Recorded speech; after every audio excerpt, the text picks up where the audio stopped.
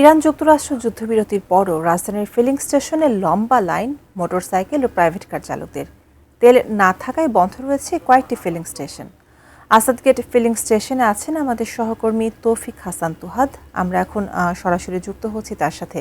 তুহাদ, feeling স্টেশনগুলো ঘুরে সকাল থেকে আপনি তো আছেন নানা ফিলিং স্টেশনে, তো ফিলিং স্টেশনগুলো ঘুরে আসাদগেটে আপনি এখন বর্তমানে আছেন, তো সেখানে তেলের সংকটের তীব্রতা আপনি কেমন দেখতে পাচ্ছেন?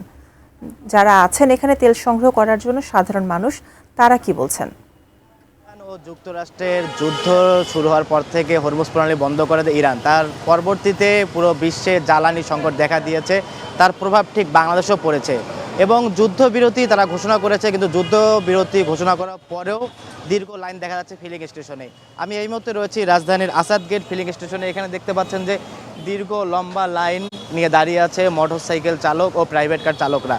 এবং এখানে আমরা এসেছি সকালের দিকে, সকাল 9টা থেকে এখানে আমরা রয়েছি এবং আমরা কর্তৃপক্ষের সাথে কথা বলেছি। কর্তৃপক্ষরা বলেছেন যে রাত 4টা থেকে এখানে তেল না থাকার কারণে সরবরাহ বন্ধ করে দেওয়া হয়েছিল এবং এখানে এক ধরনের ক্ষোভ বা হতাশা সৃষ্টি হয়েছিল চালকদের মধ্যে এবং তারা রাত 3টা থেকে এখানে অপেক্ষা করছেন এই তেলের জন্য। রাত 3টা থেকে বৃষ্টিকে উপেক্ষা করে তারা এই জ্বালানি তেল কেনার জন্য এখানে অপেক্ষা করছেন এবং এখন টানা 6 ঘন্টার পর তেল সরবরাহ শুরু করেছে এই ফিলিং স্টেশনটি। এবং দেখতে পাচ্ছেন যে মোটরসাইকেল চালক এবং প্রাইভেট কার চালকরা তারা ঠিকভাবে তাদের যে জ্বালানি তেল তারা ক্রয় করছেন এবং আমরা কথা বলেছি ক্রেতাদের সাথে। তারা বলেছেন যে সরকারিভাবে যে অ্যাপস চালু হওয়ার কথা জ্বালানি তেল নিয়ে, সেই অ্যাপসটি খুব দ্রুত যদি শুরু করা হয়, চালু করা হয়, তাহলে তাদের জন্য একটু ভোগান্তি কমবে বলে জানিয়েছেন ক্রেতারা।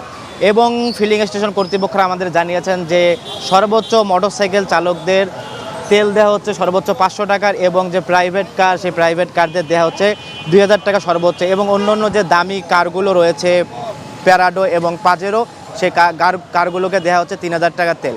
এবং তারা ফিলিং স্টেশনে বলেছে যে অনেকেই উপচে পড়া তেল যে ট্যাঙ্কিতে থাকার পরেও তারা তেল বেশি করে নিচ্ছে এবং এখানে সাধারণ মানুষের একটা ভোগান্তির সৃষ্টি হচ্ছে।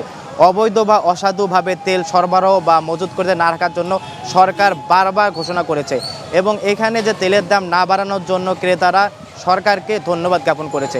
তো এই ছিল জ্বালানি সংকটে যুদ্ধবিরতির পর যে লম্বা লাইন মোটরসাইকেল চালক ও প্রাইভেট কার চালকদের আসাদগেট থেকে। সবশেষ রুমিতা।